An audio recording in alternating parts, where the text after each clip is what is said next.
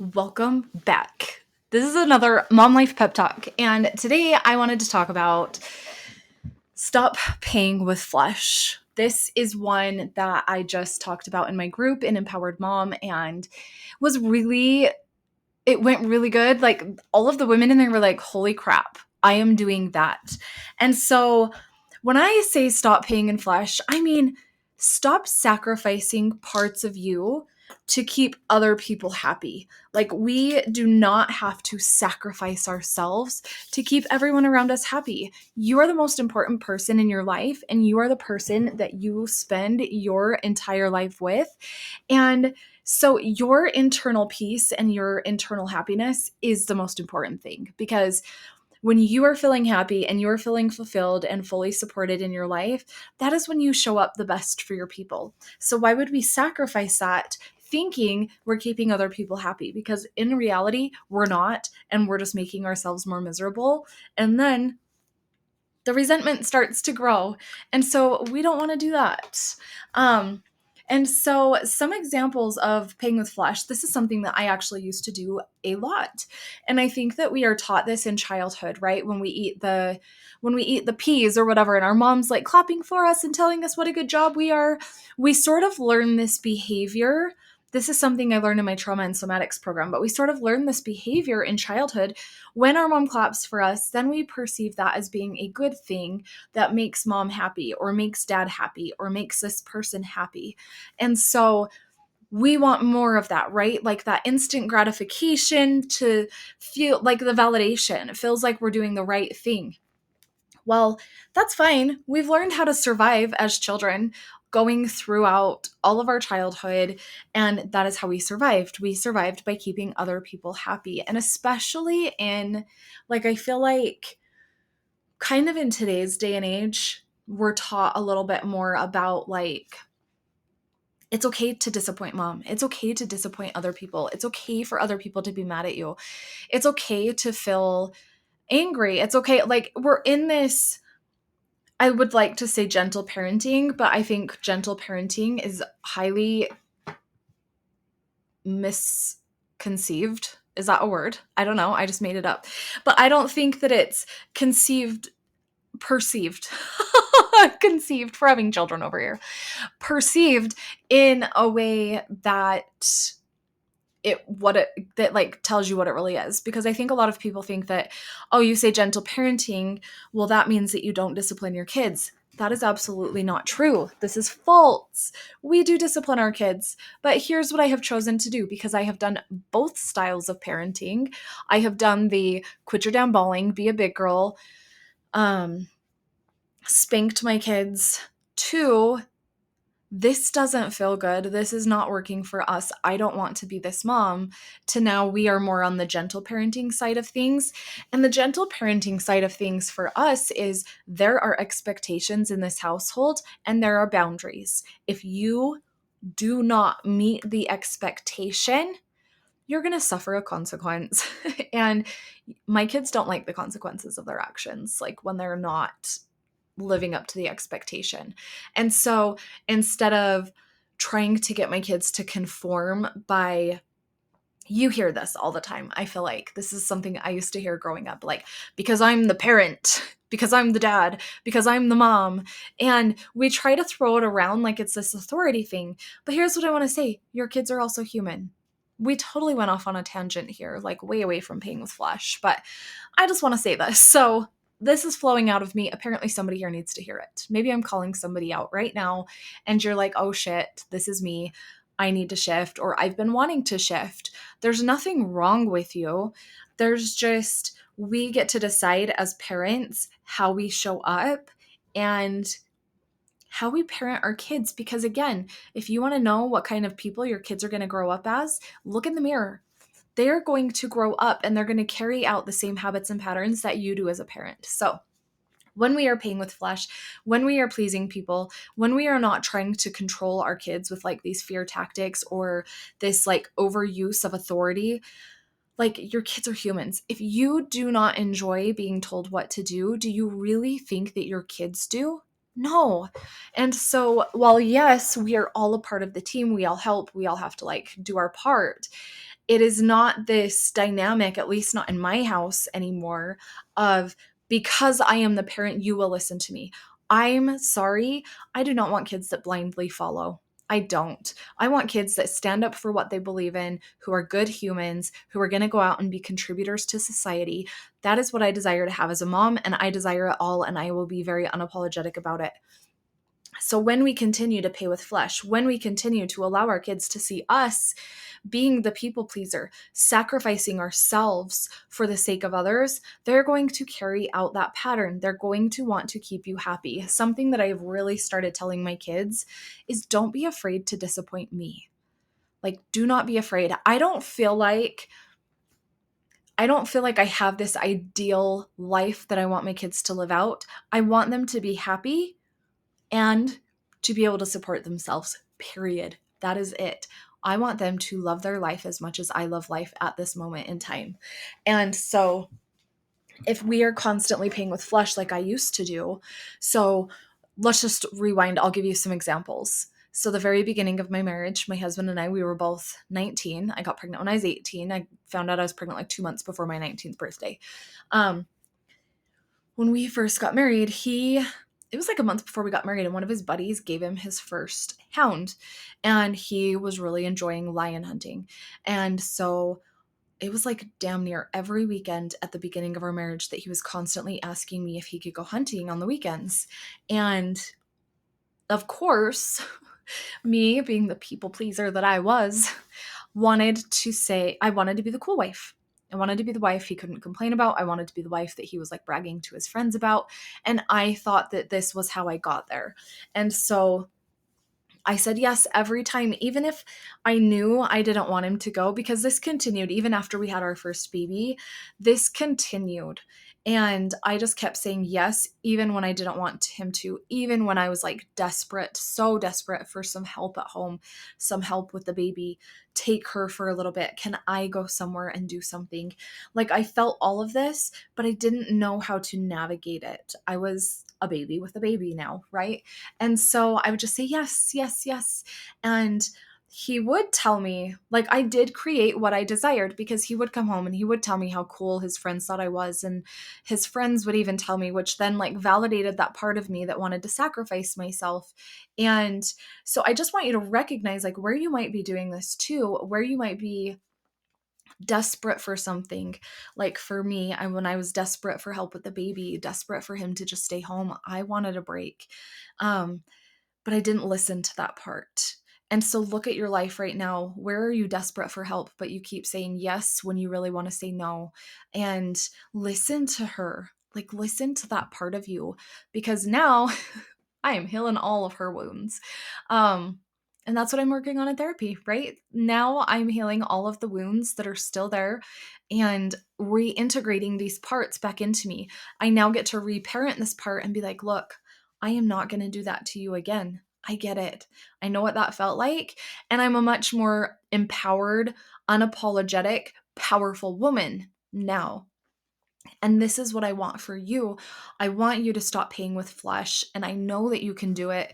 And it's just simply becoming aware of where you are doing it in your life. So for some tactical steps here, one, do a little like life evaluation. What is feeling good? What is not feeling good? What do you want to shift? What do you want to change? And then two, pick one thing. Do not try to do a complete overhaul. I mean, there are days I feel like I've gotten real good at boundaries, like really good at boundaries.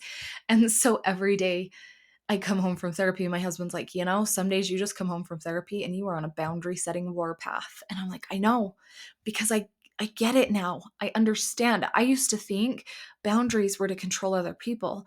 Now I realize boundaries are to protect my inner peace. Boundaries are put in place so that people no longer walk all over me.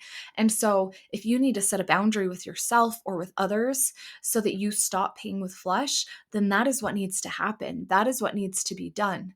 And so for me, okay, let's go back to my example because this might be helpful. I feel like maybe some of you have like husbands who love hunting, who love sports, whatever it is. So let's just say your husband's wanting to be gone every single weekend, or he's wanting to go do something every single weekend, and you are like so desperate for that break, right? Well, an ask would be, can you please stay home this weekend, right? And he then has the autonomy to say yes or no. But you can also say, hey, listen, I need help. I need some support. I need you to like be here and be a partner. And so I'm going to ask that you stay home 2 weekends a month. And that is what I did in the beginning. I did not ask it that nice. I will be honest right here and there. Like, I was not that nice. I was like, listen, this is the rules. You need to be home 2 weekends every single month. Like, I just, it was not, that's just, I didn't know how to go about it. Right. And so this is something I really teach in my Empowered Mom. We really went deep on boundaries and especially asking for support with your partner, which was such a good module. But it is not to control the other person. It is to protect your inner peace. And my belief is that if you both created the family, if you both participated in creating those children, then he gets to do his part. This isn't a situation where he gets to be like, nope, peace out. And I feel like most of you here probably have men who truly do want to support and help you. You are just feeling unsure on how to ask. You might be afraid that he's going to judge you or be like, well, you should be able to stay on top of it all. Like, what's the problem? You're the mom. Like, that was a lot of the beliefs I had in the very beginning, is I thought that he had the same beliefs that basically my religion taught me. Was the man was the head of the household, women are the nurturers and the caretakers, and basically we bow down to every man's need, and we probably shouldn't have needs ourselves. And so that was a very basic, like, literal explanation of what was taught in the way that I grew up. But first, like, it's okay to have needs. It is okay to have needs. You were never meant to do this all on your own. You get to stop paying with flesh. You get to have your needs met. You get to be fully supported, and you do not have to sacrifice anything. And so if let's just say that you have a husband who's like very unwilling to participate in this, and he's like, you know what, actually, no, I'm not going to stay home. Maybe he travels a lot for work and you're like, babe, I need some support or something. And he just like can't change it, right? Let's say 2 scenarios. 1, he won't. 2, he just can't. Okay, we need to put a budget in for a babysitter, because if you're going to be gone on the weekend, I really need a break. If you're not willing to support me, I mean, if he's not really willing to support you, then I think you ought to rethink your decisions. But we teach people how to treat us. We let them do what they do, and we accept it as, well, this is just what it is. And I call BS on that. We get to choose. We can choose differently. If we are not happy, we can change our circumstances and situations at any time. And so there's that little plug for you. If you want to know my true thoughts, just know I'm getting a little spicier on here. I'm getting more unapologetic because I feel like I've kind of sugarcoated a lot of things, and I'm kind of over that. Like, we went to this superhuman event, and I realized how much I've been sugarcoating, and I'm not here for that vibe anymore. So here is me. Here is the next version, because these are all things that I have lived through. These are all things that I have shifted, and these are all things that I know every human on this planet is capable of. And so I'm going to ask you, I'm going to invite you up to the table. You can choose what you eat. If you don't want to eat, don't eat. But if you want to eat and you're like, oh my gosh, this sounds amazing, then let's get the support you need. Let's create the life you desire. Let's create the relationship that you desire. Now, no, I am not a relationship therapist. I have just had a lot of experience, a lot, 17 years of experience in my marriage, almost a divorce, and a lot of therapy. So there's that. I'm also a breathwork facilitator and a life coach. So, I've helped a lot of people. I've helped myself through a lot of situations, and this is what I love. This is what I love, is just calling women up to elevate yourself and sit at the table. Now, I also call people up to sit at the table because I want you to eat. I want you to eat, and I want you to change your life, and I want you to better it. So just know that this is all with love. But if your husband says no, then it's like, okay, well, where can we fit in a budget for a babysitter? Because I will be hiring one every other weekend throughout every month. If you're not going to be home to help with the kids, which you participated in creating, then you can pay to support them, or I will pay to support them, or whatever it is, right? And something that also supported me in these situations, especially, it was like where my husband was at work and he couldn't be home. I swapped with a friend. We swapped kids one day a week. So one day a week, her kids would come here, and then another day a week, my kids would go there. And it was so nice because I feel like sometimes it's easier to have extras and let the kids play while I get some stuff done. And it just kind of takes the load off of you, you know? They're not always like, mom, mom, mom, because they have somebody to entertain them. And if they go somewhere, like, great, now they're gone for a couple hours. What do you need to get done? What are those non-kid tasks that you need to get done? Maybe you have a business, maybe you don't. But I always looked at it as like kid tasks and non-kid tasks. Obviously, recording podcasts, right, is a non-kid task. I could not sit on here. I do now because my kids are all older. And so every now and then maybe you'll hear them like screaming or running through the house in the background. Um, but like when they were little, I couldn't do that because I'd have a 2-year-old on my lap. And that's really hard to record a podcast and actually get through the whole thing in a timely manner. So just think about what you want to get done and what you don't want to get done. But stop paying with your flesh. Stop sacrificing. Start living a life that you desire. Call the people in your home up to a seat at the table. They can choose to eat, yes, but if you're calling them up, and I could go down a whole nother rabbit hole on my almost divorce last year, but we'll save that story for another day. I think I've shared bits and pieces on here. Um, but that's what I mean by you can change it at any moment. If it's really not working for you and you don't see it working for you, then don't do it. Don't keep living life this way. You only get one life. And do you want to continue to live it the way that you are living it? Do you want to elevate your life all the way around all of your people, inviting them to sit at the table and enjoy your life? That is what this is about. This is about stop paying with flesh. And this is my next coaching program, Unapologetic AF. This is for the mom who is ready to invite not only yourself, but those around you up to take a seat at the table.